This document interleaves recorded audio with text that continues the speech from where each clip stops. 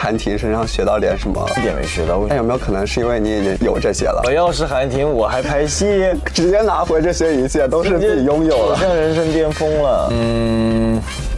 感觉很奇怪，上来就真洗澡啊！我还用了洗发露，是真洗啊你！可能因为我的主角光环吧。他是有实力的毒舌，其他谁没有实力呢？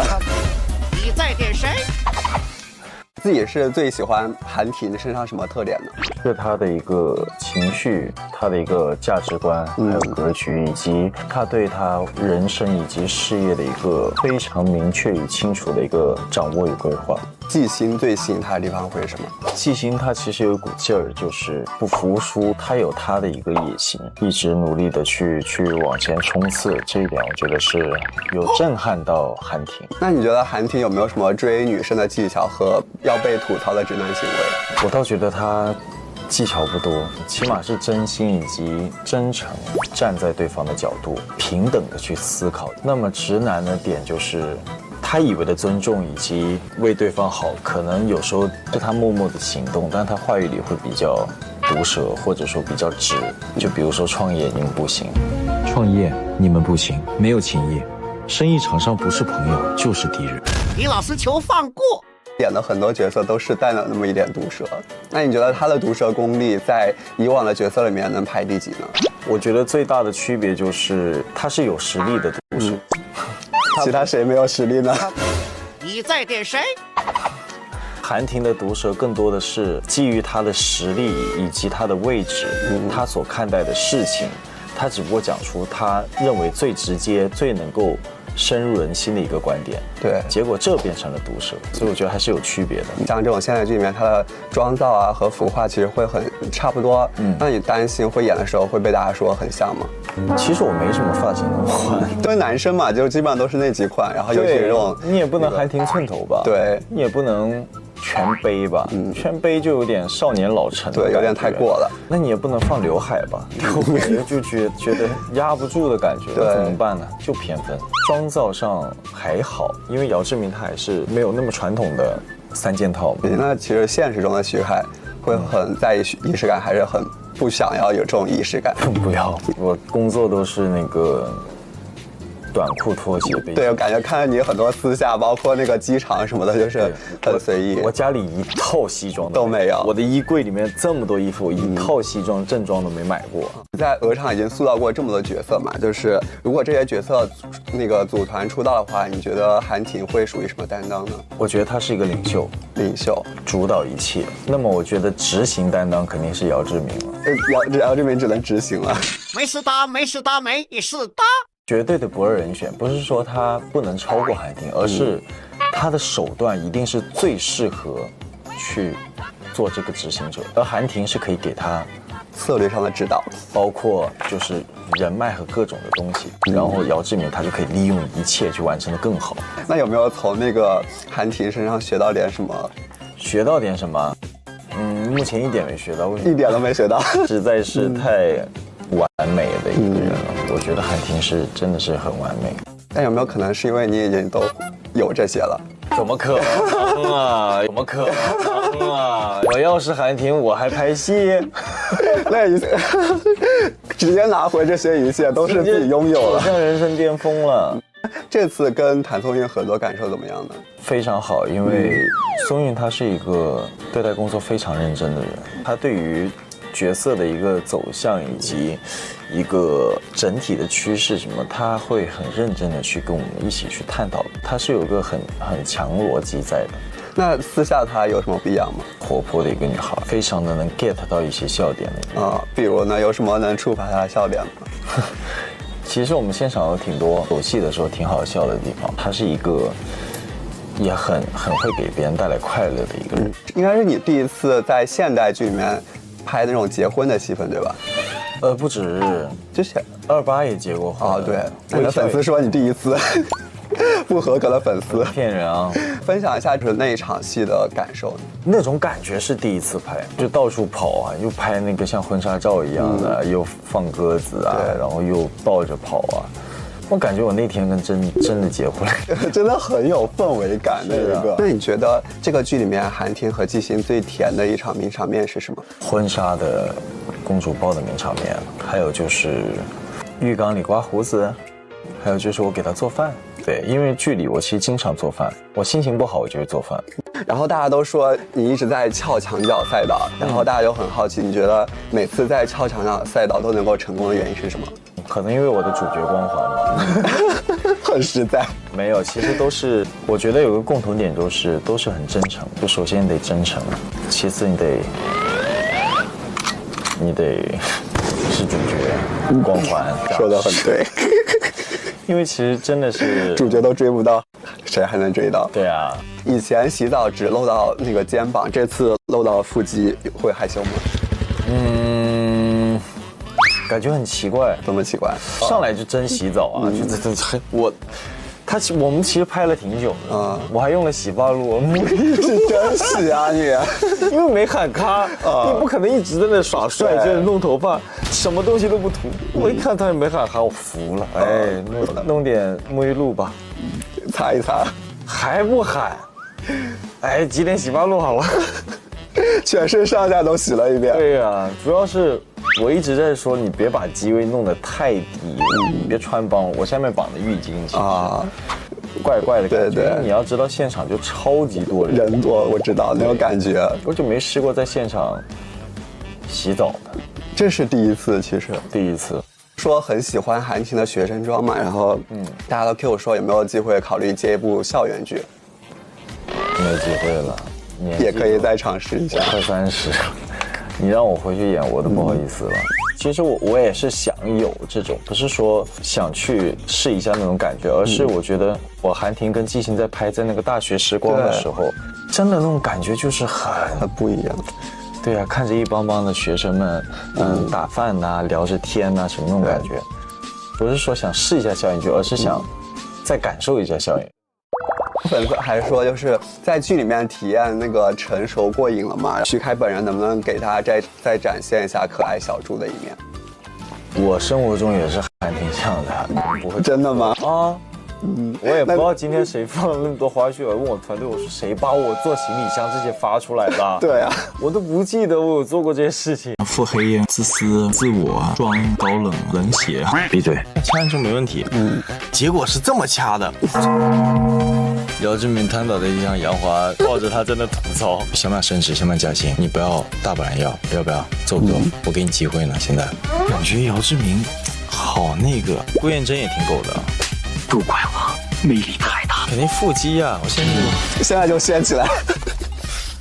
那现在凯哥有没有跟着一起追剧？啊，当然有了。在那个追剧过程中，有没有看到什么比较有意思的评论或者弹幕这种？说姚志明演猫啊，很刻薄啊，然后很腹黑呀，这些我都有看到。是的，他这里面真的很毒舌，很腹黑。对，本来可以更毒舌、更腹黑的，那我就想着还是要带点希望和爱，人不能这么的那个。加入一点希望和爱。就有一些网络热梗嘛，就比如说《神幻记》和《西游记》也联动上了，你有没有看到？我看了那个掐人中的嘛。对，姚总，有你这么暗的吗？师傅，有这样掐人的？给你掐人中那个。行，设计都他们设计了，疼就我疼，我快疼死了，跟这么掐。我跟你讲，第一条的时候他们没跟我商量，就说掐人中，我就心想我闭着眼睛演了嘛，我心想可以掐人中没问题，结果是这么掐的，我不皱了一下眉吗？真的皱眉，那不在戏里。一喊卡，我说哇，你不搞错，不跟我商量，这么掐我。除了这场戏，还有没有比较那种容易笑场的戏呢？有一次我们在那个外滩边的那个大巴上拍那个吻戏。哇，那叫真的大社死，就全是游客，就看着你在那跟陈欢表白，我的余光下面全是路人看着我们，然后我很认真跟他表白，然后他亲我，我亲他，其实挺尴尬的，很多人在，就被所有人围观了一场，我俩就会笑一下场的那种。姚志明醉酒戏，然后说那个有杀手，那个是你即兴发挥还是就有的？因为勒得真的很紧嘛，有杀手，有杀手。发售。然后其实大家还很好奇，就是说拍醉酒戏那场的时候有没有小喝一下？没有，那场就是一到那一场我就画一下那个腮红，然后把衬衫扣子解开就瘫倒在那。但那个醉酒状态演得很好，是吧？大家都很好奇，就是说你醉酒的时候会有什么反应吗？懒啊，睡啊，然后死沉的那种。但那个状态真的不像是演出来的，这个演技很好，生活。但对你来说，就是姚总是一杯倒，然后你有什么想说的吗？该，酒量这么差。那你觉得姚志明如果和杨华一起醉酒的话，会发生什么呢？姚志明瘫倒在地上，杨华躺在他旁边，抱着他在那吐槽。杨华吐槽啥？跟那个琴师说那句话来着，晚安，我的女郎。哇哦！那个剧中其实大家都知道，就是姚志明特别毒舌嘛，就那个演完这个戏有没有学到一些他的毒舌本领？在我那个立场去说这话的时候，我觉得真的，我竟然就是心里觉得一点问题都没有，就很相信了，我甚至想再扣分一点。对，想不想升职，想不想加薪？你不要大不然要不要？走不走？我给你机会呢。现在感觉姚志明好那个。那你觉得他那个就毒舌本领，在你以往的角色里面算排第几？哇，我觉得排不了第几吧。我演的很多都是这种毒舌。陆思成是一个，王璐、顾燕珍也挺狗的。对，都怪我魅力太大。要学呢，就还是。你要学高级一点的学呢，就可能跟姚志明这种差不多，韩婷这种。你要欠一点的呢，就像王璐啊这种没有啥本事的，但是光靠一张嘴去那个生存的这种就是典型的，就是还好他有个师傅。对，他真的是完全靠自己的一张嘴。王璐早被打死。人家性格也很单纯的。那个《承欢记》是你第一次演这种很生活的剧嘛？对。然后在这种生活剧里面演一个霸总是一种什么感受呢？起初是真的是会有一点格格不入，因为姚志明他回来，他是带着目的回来的。对。他看到一个这么积极、阳光、正能量且不需要回报的人，不相信。直到后面，他发现陈欢是真的就是这样子。就是他其实逐渐去接近麦承欢这个人，了解了他之后，就发现了他真实的样子是。对，因为人之所以会被另一半所吸引，一定是他身上有你没有的，或者说有你特别相同的。那你觉得演这种生活剧和之前那些剧有什么不一样的感受吗？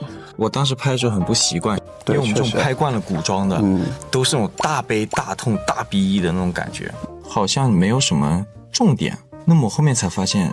这就是生活，所以真正回归到生活的本身和本质，它就是枯燥乏味的，是你要从生活里面去寻找你的那一份快乐。那你觉得姚志明在你以往演过的角色里面会属于什么担当？我觉得是一个极度反差的一个担当吧，表里太不一，像腹黑啊、自私啊、对、自我啊、装啊、高冷啊、冷血啊。闭嘴。有好多词，内心全是相反。对，我觉得是一个很脆弱的一个担当的，对，很怕受伤害，所以才会不断的去让自己变成一个冷血的人。你觉得你自己反差吗？我自己啊，还行，我是超级 I 的人。你超级 I， 真的吗？飞机延误，蹭暂借电脑追去。你自己有测过你的 MBTI 吗？测出来是啥？以前是 E， 现在有点 I 了。怎么会发生这个变化？随着这个年纪的增长啊，又开始胡说八道了。随着那个年纪的增长，所谓的这个沉稳，所以最近一直在装前辈的感觉出来。对，就是我不知道你们会不会有感受，因为我也是95年的，会这样的。我跟你说个最明显的感受，每年逢过年、佳节那些，只要在家，不亲戚小孩都要来吗？对，明明我自己也是个小孩，对啊，我也很活泼，我也很能调侃，什么梗我都能接得上。家人的那些小孩一来，我就变得，好，没事，你去吧，你放那就好了。没事，我来。就面对比自己小的一些弟弟妹妹什么的，就自己会有那种自然而然，对，就出来了，就是这样子。我们自己感觉其实觉得自己还是一个小孩，还是很年轻的，就是对。我们30都还没到呢。对啊，我们还没到而立。对啊，还没到30。那这部剧就是很多场合都立了 flag 嘛，就是粉丝说，就是在露腹肌自拍和女团舞之间，你如果选一个的话，会选什么？肯定腹肌啊！我现在就掀起来。那最后再给我们安利一下我们《陈欢记》和后面值得期待的地方吧。《陈欢记》它不是职场，它也不是爱情，它其实讲的是一个很多面化、很多面因素的一个故事。那么我觉得能够引起很多人的共鸣，希望大家能够多多支持，然后多多观看，然后我们可以大家一起多多分享。